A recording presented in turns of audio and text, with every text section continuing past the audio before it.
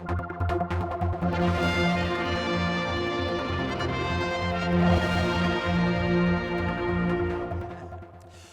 come along to the Cathedral in Peel. With me is the Dean, and very exciting, of course, royal visit number 2 in this campaign, sort of thing. I call it campaign because you are looking to keep funding this, well, £10 million odd, isn't it, to do all sorts of things to this beautiful building.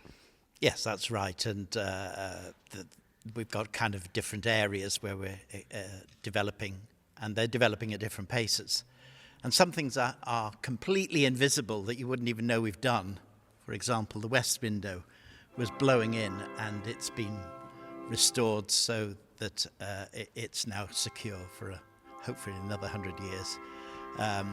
But in terms of the 5 areas, there's the community engagement, and that's one of our priorities at the moment with the Corrin Hall and development of that.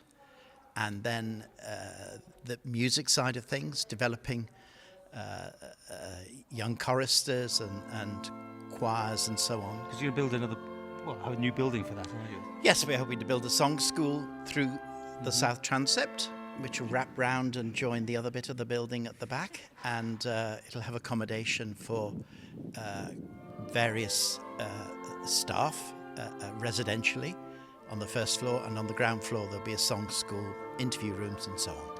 And we're watching a bit of the choristers here because they're rehearsing, because when Princess Anne is here, Yes. she's going to be listening to this, and she's also laying a foundation stone.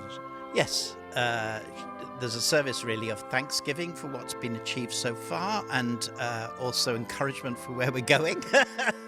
And one of the things that she's going to lay is the foundation stone of a labyrinth on the north side of the cathedral, which will be exact replica of the one in Chartres in northern France. And it will, just by accident, happens to fit in the footprint of Russian Abbey cloister. So the cloister around it will be an apple tunnel, and that'll be built in the next few months. Well, as I said, she's already been here once when you started this sort of project. It's 10 million or something, isn't it? You're looking for? Yes, it is. There's a kind of a capital development phase, but also about sustainability, in order that we can have an asset which is available to the whole of the Isle of Man into the future. Then 3 million of that is about building sustainability. That's why the Isle of Man's city should have it. And I think, how are you actually doing at the minute on the fundraising? We're something like 1.2 million, something like that. Right, since what, September? No, it's a bit earlier than that, okay. but you're happy with the progress? we would always like more. What is it, a big benefactor, or are you doing lots of fundraising? Well, no, we're aiming for major benefactors and also companies and trusts and so on. Yeah.